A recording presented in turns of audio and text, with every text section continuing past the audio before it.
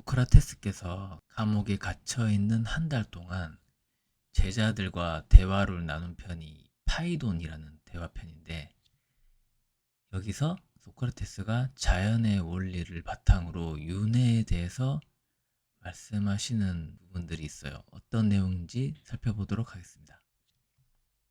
소크라테스, 우리는 알아야 할 진리가 많습니다. 이렇게 쉽게 떠나시면 안 됩니다. 시메스, 나는 확신하네. 죽음은 선한 신들에게 돌아가는 여정이네. 이런 신념이 없다면 나도 자네들처럼 슬퍼하거나 무서워해야겠지. 죽음은 영혼과 육체의 분리 아닌가? 이는 영혼이 육체에서 해방되고 육체가 영혼에서 해방된 상태 아닌가? 자네는 지혜, 선, 정의 같은 가치들이 존재한다고 생각하는가? 존재한다고 생각합니다. 육체의 감각인 시각, 청각, 후각 등은 지혜, 선, 정의 같은 진리를 정확하게 볼 수 없겠지. 그렇습니다. 영혼은 언제 진리를 얻는가? 보이는 것, 소리, 식욕, 쾌락 등이 정신을 괴롭히지 않을 때 아닐까? 즉, 영혼이 육체의 감각을 등지고 있을 때 아닌가? 이거는 에고의 기능이 저하될 때 영혼의 감각이 살아나는 그 부분을 말씀하시는 건데, 우리가 일상생활에서 산책을 할 때나 샤워를 할 때나 모든 걱정을 다 내려놓았을 때, 그때 영혼의 힘이 작동해서 어떤 깨우침이 있죠. 그 말씀하시는 거예요. 이 원리에 따르면 육체적인 감각을 끊을 때라서야 진리를 얻을 수 있지 않겠나. 영혼이 육체와 함께 있으면 혼란스러울 거야. 왜냐? 에고가 요구하는 것들, 육체가 요구하는 것들, 뭐 밥 달라, 물 달라, 쾌락 달라, 뭐 명예욕 달라, 돈 달라, 이런 것들이 같이 있으면 영혼이 힘을 못 쓰기 때문에 혼란스럽다. 그런 말씀입니다. 거기에 병이라도 걸리면 그야말로 살아있는 시체가 되어버리지. 살아있는 동안 가장 최악의 상태. 우리 삶에서 일어나는 모든 문제는 돈을 좋아하기 때문일세. 돈을 좋아하는 이유는 육체를 사랑하기 때문이고, 육체가 추구하는 이런 것들 때문에 우리는 철학에 쓸 힘이 없어지는 것세. 친구여, 난 이런 신념을 갖고 있기 때문에 기쁘게 죽을 수 있네. 참된 철학자는 늘 죽음을 연습해야 하네. 영혼은 육체를 떠나야 참된 진리를 얻을 수 있는데, 그걸 두려워한다면 참된 철학자로서 이 얼마나 어리석은 행동인가. 철학자라면은 태어나서는 선을 이루기 위해 최선을 다하고 기쁘게 살되 죽음을 두려워해서는 안 되네. 죽음을 두려워하는 자는 영혼이 추구하는 가치보다 육체가 추구하는 가치를 더 사랑하는 자가 확실하네. 소크라테스여, 죽음 이후에는 어떤 일이 일어날까요? 사람들은 공기처럼 흩어져 버린다고 말합니다. 이 문제는 인간과 식물, 동물까지 태어나고 죽는 생명 전체를 갖고 얘기를 해보세요. 반대가 되는 것들은 반대로부터 태어나네. 소크라테스는 동양 철학인 주역에서 나오는 음양 원리, 음양 이치 이런 거를 배운 적이나 알지도 못하는데 그걸 여기서 말씀하시는 거예요. 선한 사람은 악한 사람에게서 태어나고 악한 사람은 선한 사람에게서 태어나네. 영웅은 나라가 혼란할 때 탄생하고 정답은 오답에서 태어나네. 자유는 억압에서 태어나고 예쁜 사람은 우리가 못생겼다고 생각하는 사람의 기준으로 탄생하네. 이렇듯 반대와 반대는 필연적으로 서로를 교환하네. 이를 인정하는가? 네, 필연적입니다. 잠자는 상태와 깨어있는 상태도 이런 관계라네. 그렇다면 삶의 반대는 무엇인가? 죽음입니다. 그렇다면 삶은 죽음에서 태어나고 죽음은 삶에서 태어나지 않겠나? 이런 자연의 원리를 보았을 때 영혼만 깨끗하게 존재하려면은 반드시 죽음 이후의 세상이어야 하네. 인간이든 동물이든 살아있는 존재는 죽은 상태에서 태어나겠지. 이게 맞다면 죽은 자의 영혼은 어떤 곳에서 되살아난다는 얘기가 되네. 살아있는 존재들이 죽기만 한다면 세상에는 아무것도 남아있지 않을 거고, 모든 존재들이 태어나기만 한다면 세상에는 생명체들로 넘쳐날 것세. 모든 생명이 죽고 살고를 반복해서 순환하지 않으면 균형은 무너지게 될 거야. 이 부분을 깊이 고민해 보게나.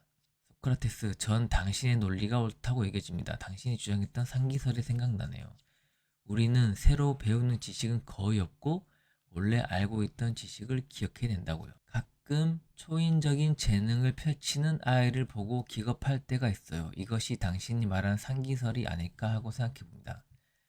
제가 맨날 말씀드리는 윤회의 증거, 아무것도 가르쳐주지 않는 어린아이에게도 올바른 행동이 무엇이냐고 물어보면 마치 원래 알고 있었던 것처럼 대답하기도 하고요. 이거는 보통 7살 때 아빠 왜 거짓말이야? 이렇게 시작하죠. 당신 말처럼 영원히 사람이 되기 전에 알고 있었던 사실이 없었다면 이런 일은 불가능하겠죠. 이 이치를 잘 고민해보면 영혼은 불멸할 수밖에 없다고 생각합니다. 우리는 태어나기 전부터 무언가를 분명히 알고 있는데 아름답다, 추하다, 착하다, 나쁘다, 정의롭다, 부정하다 등 모든 관념은 미리 알고 있어야 상황을 판단할 수가 있네. 알고 있었던 지식을 태어날 때 잠깐 잊었다가 살면서 다시 찾는다면 이 과정을 상기라고 불러도 될까? 영혼은 이러한 관념을 태어난 후에 얻은 것이 아니라면 태어나기 전일 수밖에 없네.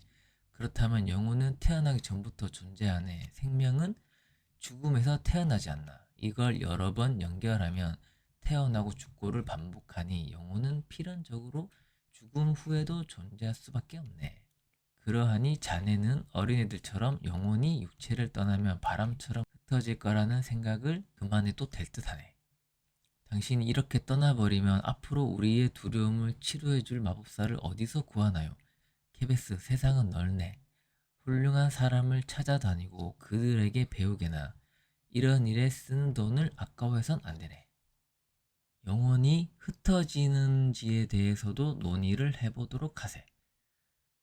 케베스, 합쳐진 것들은 분리도 가능한가? 가능합니다. 정의로운 것, 선한 것, 아름다운 것들은 어떤가? 유리할 때나 분리할 때나 한결같은가? 아니면 상황에 따라서 달라지는가? 한결같습니다. 불의를 모르는 장군은 어떤 상황에서도 나라를 배신하지 않겠지. 불효를 모르는 자녀도 어떤 상황에서도 부모님에게 상처를 주지 않네. 그럼 이런 경우는 어떤가? 예쁘고 젊은 여자가 있다면 언제까지 그대로인가? 아니면 시간에 따라 달라지는가? 변합니다. 늙을수록 미모를 잃어갑니다. 식물이 시드는 것과 같은 원리입니다. 꽃 색깔이나 음식 냄새, 천둥 등 감각으로 느껴지는 자연은 시간이 지나면 변하게 마련이네. 이런 사실들에는 어떤 차이가 있는데 먼저 말한 정의로움, 선함 등은 눈에 보이지도 않고 냄새도 없네. 뒤에 말한 꽃 색깔, 음식 냄새 등은 눈에 보이거나 코로 맡을 수 있는 것들이네. 그럼 이런 결론에 도달할 수가 있지. 눈에 보이지 않는 것들은 변하지 않고 눈에 보이는 것들은 변한다고 말이야. 인간은 육체와 영혼으로 이루어져 있네. 여기서 에고가 빠진 것 같죠? 육체는 보이고 냄새도 나지만 영혼은 보이지도 않고 냄새도 없지 않은가? 앞서 말한 논리에 의하면 보이지 않는 것들은 영원한 특성을 갖고 있고 보이지 않는 것들은 영원한 특성을 갖고 있고 보이는 것들은 반드시 변하거나 사라지게 되어 있네. 그렇다면 영혼은 영원하고 육체는 분리되어서 사라진다는 결론에 도달하네. 그렇다면 변하지도 않고 사라지지도 않는 성질이 영혼의 본질이라고 할 수 있네. 영혼이 육체와 분리되는 상황을 살아서도 받아들인다면 사실상 죽음은 항상 연습했다고도 할 수 있지 않은가. 이런 영혼들이야말로 참된 철학자이고 철학은 죽음의 연습이라고도 할 수 있지 않은가.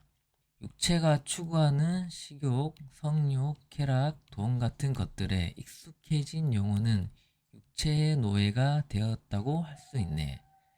그런 영혼은 육체와 이별하는 것을 두려워할 수밖에 없지. 이런 가엾은 영혼들은 죽기 싫어서 발버둥 칠 게 분명하네. 무덤을 떠돌아다니는 영혼이 이런 꼴이라고도 할 수 있지 않겠나?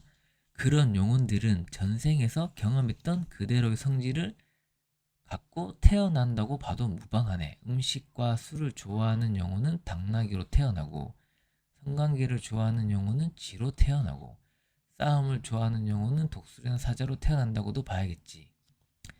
사람으로 태어나나 동물로 태어나나 그게 그거라면 굳이 사람으로 태어날 필요가 없지 않은가. 매우 그렇듯하다고 여겨집니다. 좀 우울한 얘기이기도 하고요. 이런 철학을 연구하지 않은 영혼들은 육체를 떠나봤자 신과 함께 있지 못할 것에 자네는 어떤가? 자네가 정의롭고 선한 사람이라면 부정하고 악한 사람들과 함께 있을 수 있는가?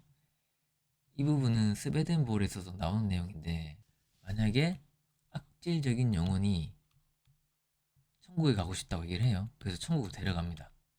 근데 이 영혼이 천국에서 살지를 못해요. 타족 같은 거. 차라리 지옥으로 간다고, 나 차라리 지옥을 보내달라고 그렇게 얘기하는 부분이 나와요. 그 부분에 대한 말씀이죠. 불가능하겠죠. 만약 가능해도 굉장히 불편할 겁니다. 우리 실제로도 악한 사람들이랑 회사에서 같이 있으면 엄청 힘들잖아요. 그런 거랑 똑같은 얘기예요. 자신의 영혼을 극진히 돌본 사람은 육체가 추구하는 가치들과는 미련 없이 작별하네. 지혜를 사랑하는 사람들은 영혼이 육체에 잠시 갇혀 있다는 사실을 분명히 알고 있네. 그 영혼은 배부름을 알려면 배고픔을 겪어야 하고, 선함을 알려면 악한 행동을 해봐야 하고, 아름다움을 알려면 추한 행동을 해봐야 하는 이치도 알고 있네. 이런 이치를 깨우치려면 영혼은 필연적으로 육체에도 갇혀야 하네. 영혼은 온전함을 깨닫기 위해서 영혼의 특성이 아닌 것을 육체를 잊고 경험해야 하니까. 신라에서 나온 얘기 똑같은 내용이죠. 아, 그렇군요. 놀랍습니다. 심예스, 케베스, 그러하니 이제는 죽음 후에 영혼이 흩어진다거나 사라진다는 주장 따위는 귀담아 듣지 말게나. 또 죽음을 두려워할 필요도 없다네. 백조들도 죽을 때가 되면 주인에게로 돌아간다는 생각을 하는 듯 즐거워 노래를 하네.